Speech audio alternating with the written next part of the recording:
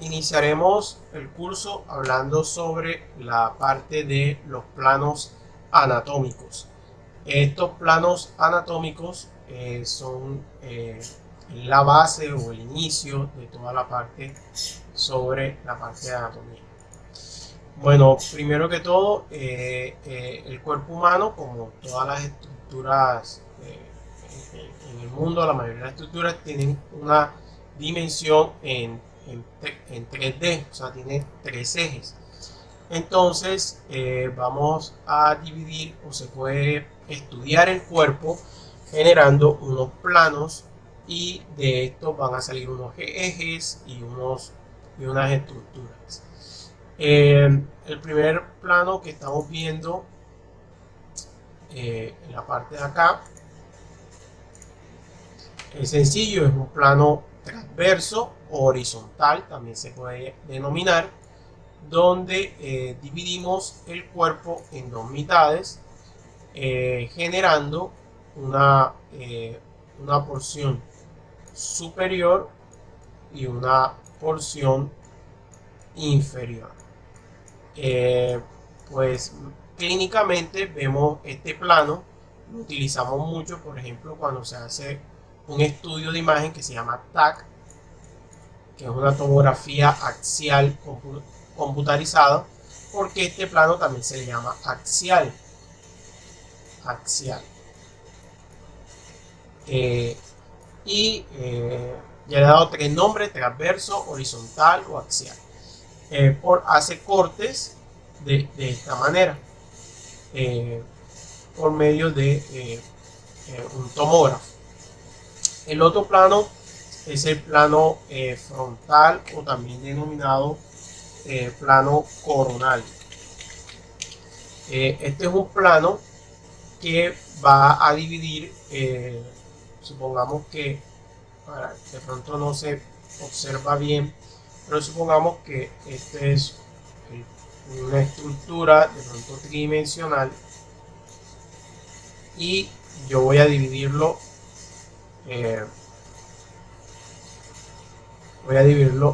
más o menos de esta manera. Entonces en este plano me va a dividir el cuerpo en una estructura donde me va a quedar una porción anterior o ventral y una porción posterior. Eso sería este siguiente plano. Obviamente el plano coronal también puede ir variando, o sea, no siempre es como en el centro. O sea, si yo paso otra línea más o menos aquí, también sería un plano frontal o coronal.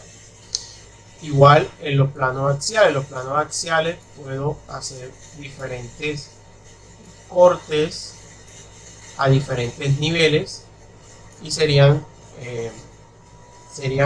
planos axiales. Y el plano sagital es un plano vertical, donde me divide el cuerpo en una parte derecha y una porción izquierda. También aquí hay que tener en cuenta que el cuerpo humano va a tener una línea media, que es una sola, y este plano sagital está perpendicular a esa línea, o sea, paralelo a la línea. Entonces, por ejemplo, yo tengo, ahora veremos la siguiente imagen. Por ejemplo, aquí lo vemos en esta imagen. Esta es la línea media,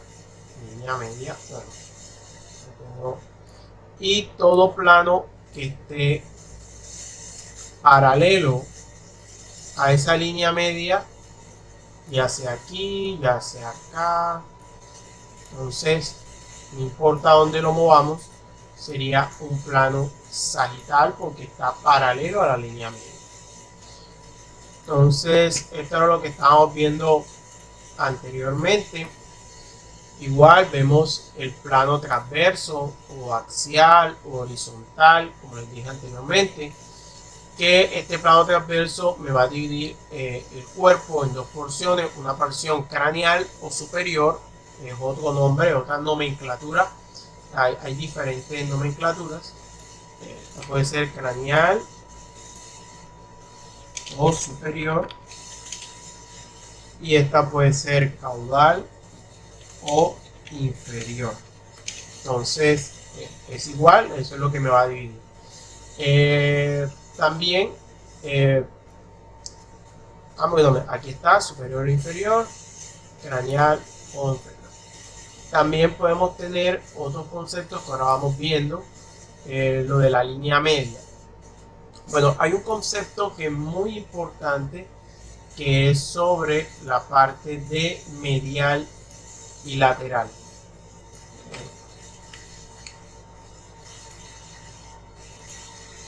Medial es cualquier estructura que estaría cerca de la línea media, y lateral es cualquier estructura que estaría más alejado de la línea media.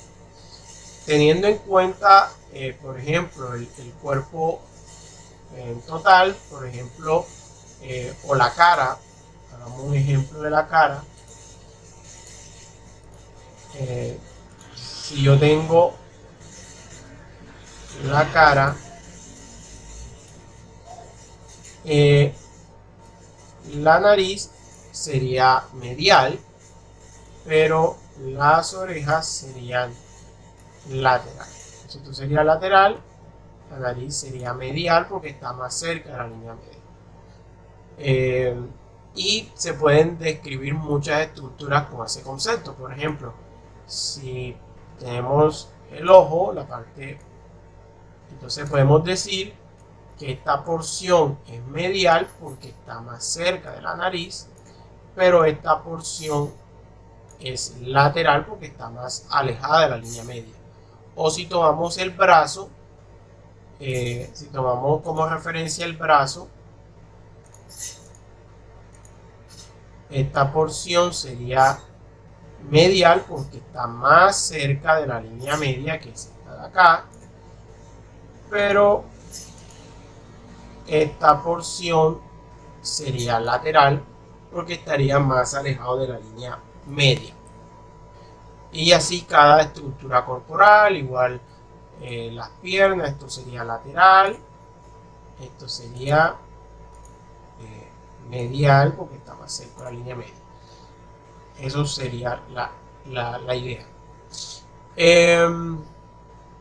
También vamos a tener otro concepto importante, que es proximal y distal. Proximal es lo que está más cerca del torso o del cuerpo, y distal es lo que está más alejado. Entonces, teniendo en cuenta el miembro inferior completo, proximal sería esta parte de acá, sería proximal, y los pies serían distal. Bueno, los pies serían distales. Pero eso también tenemos que ver referente a qué estructura, porque por ejemplo, supongamos que yo tengo, hagamos una división, por ejemplo, el miembro inferior se divide en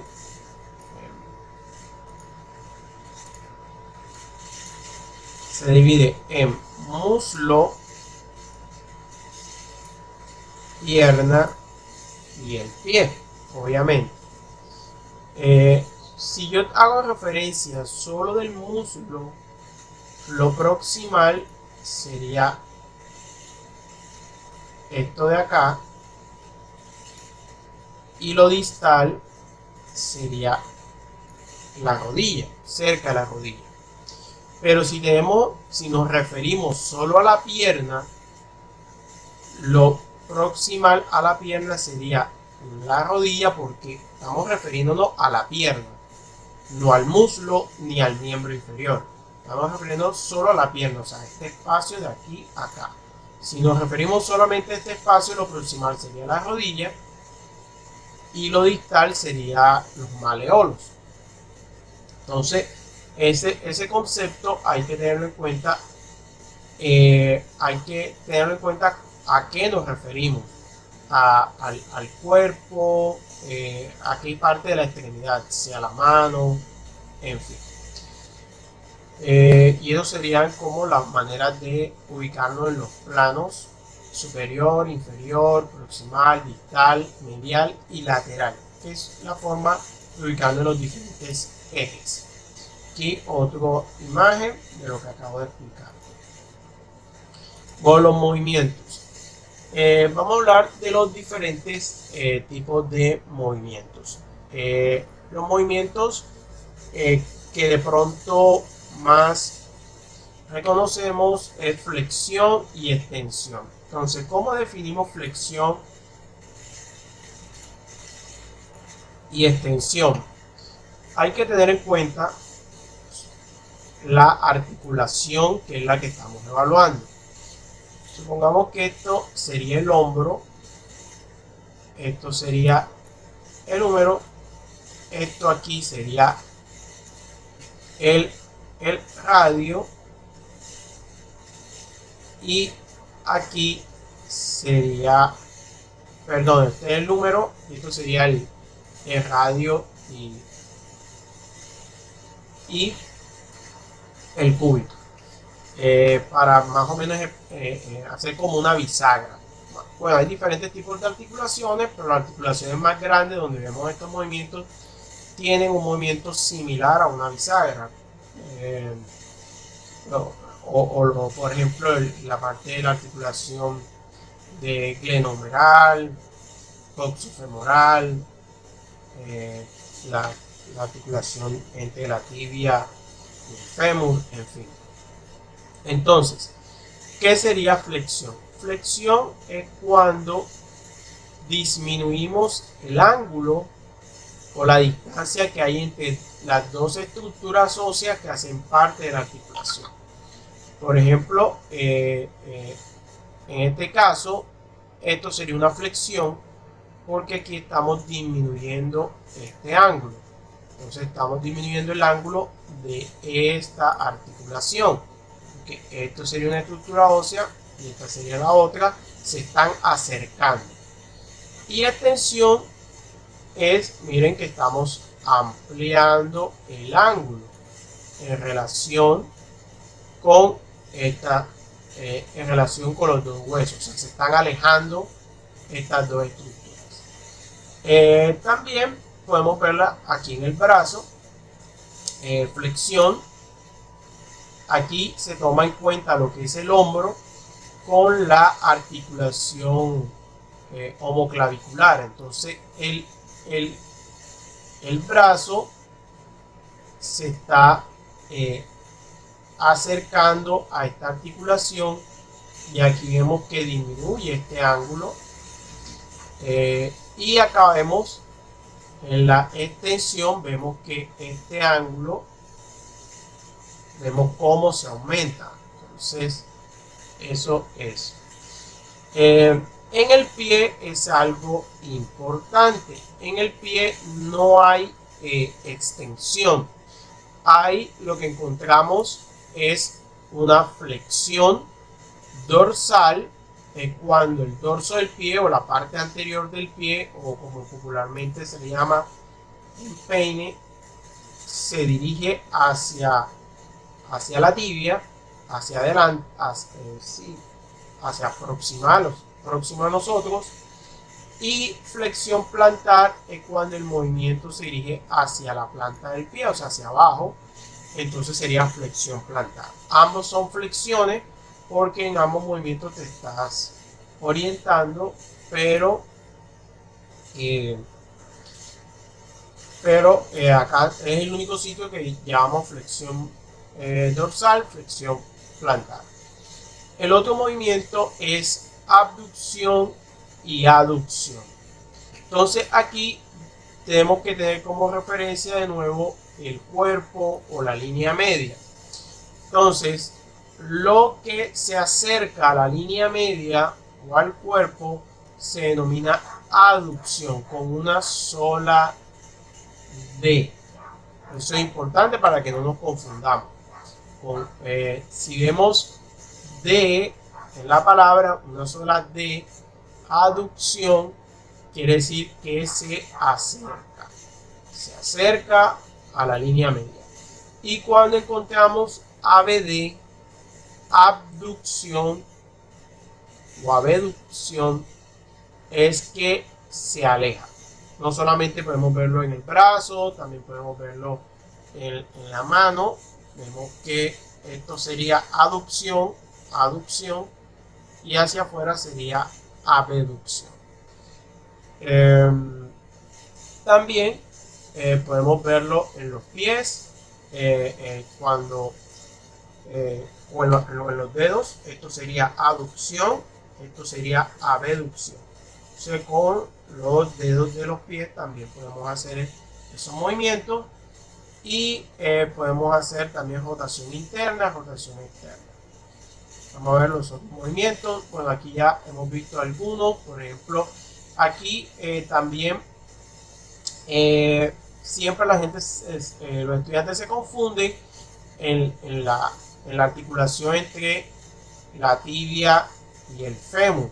Acordémonos, aquí está la articulación, y si la vemos, al hacer este movimiento hacia acá, yo estoy disminuyendo este ángulo. Entonces esto sería una flexión. La flexión sería hacia acá porque estoy disminuyendo el ángulo. En cambio, aquí sería extensión. Hay que tener en cuenta que la rodilla no tiene una hiperextensión, o sea, su extensión está más o menos, no es exacto, pero más o menos un 0 grado. Entonces, o sea, del piso, o sea, no puede moverte más hacia acá, pero si tenemos en cuenta del fémur y acá la tibia, vemos que más o menos tiene un ángulo de 180, pero aquí cuando 280 grados, en este caso serían 180, bueno, disculpen, aquí 180, y aquí serían 90 grados, y a medida que va flexionando serían menos grados. Bueno, igual acá vemos flexión. Tenemos en cuenta lo mismo, la articulación de carpiana, y vemos que aquí hay una flexión porque hay disminución de los grados, y una extensión porque yo estoy aumentando los grados con respecto al antebrazo. Igual aquí con los dedos, flexión, extensión, flexión, extensión. Y hay movimiento súper importante que solamente lo hace la mano, que es la oposición, que lo hace el pulgar, y sirve para poder agarrar objetos. Se dice que este es como un avance superior para poder filogenéticamente el desarrollo de nuestra especie del agarre. Sin la oposición prácticamente sería muy difícil realizar muchas cosas que son sencillas sin este movimiento. Y la reposición, el movimiento contrario. Y el otro movimiento es supinación y pronación. Supinación es como pedir. La mano, la palma de la mano está hacia arriba, como cuando pedimos. Y pronación es el movimiento donde giramos y ponemos el dorso de la mano hacia arriba. Entonces, ese movimiento solo lo vamos a tener en la mano, no lo vamos a tener en ningún otro tipo de articulación. Bueno, otro movimiento que es la circunducción, que es el movimiento circular de una extremidad, lo vamos a ver en el brazo. Movimiento circular, no es rotación, porque rotar es sobre el eje. Por ejemplo, en este caso está sobre el eje, y yo puedo rotar hacia un lado o rotar hacia el otro. Entonces se denominaría rotación interna o rotación externa, o también se puede denominar rotación medial. Acordemos que lo medial es hacia adentro, medial, o rotación lateral, que sería hacia afuera, o rotación externa. Se lo puede encontrar como rotación externa o lateral, o rotación interna, y es sobre un eje. O sea, este es el hombro, aquí quedaría el fémur, y él rota hacia allá y rota hacia acá, o sea, como un pivote, como se puede rotar. Y la circunducción, bueno, esta es circunducción. Por ejemplo, bueno, todas las articulaciones no van a hacer todos los movimientos, pero por ejemplo, la falángica puede hacer flexión, extensión, rotación no, ella por sí sola no rota, o sea, que rota la muñeca o más que todo la muñeca, sería todo el antebrazo, hace rotación, pero la muñeca hace circunducción. Entonces sería circunducción, o el dedo circunducción. Entonces también puede hacer el brazo, la articulación de glenohumeral, o articulación de la cadera. También puede hacer circunducción, como vemos en este ejemplo de acá. Bueno, esto es lo mismo que está explicando la circunducción. Aquí vemos la circunducción de la articulación glenohumeral, la rotación medial y lateral, pero ojo, esta es la rotación no del antebrazo, sino la rotación del hombro. El hombro rota también medial. Bueno, no me están viendo el brazo, pero rota medial, rota lateral. O sea, pasar este brazo hacia acá o pasarlo hacia afuera. Rotación lateral. Y ya esto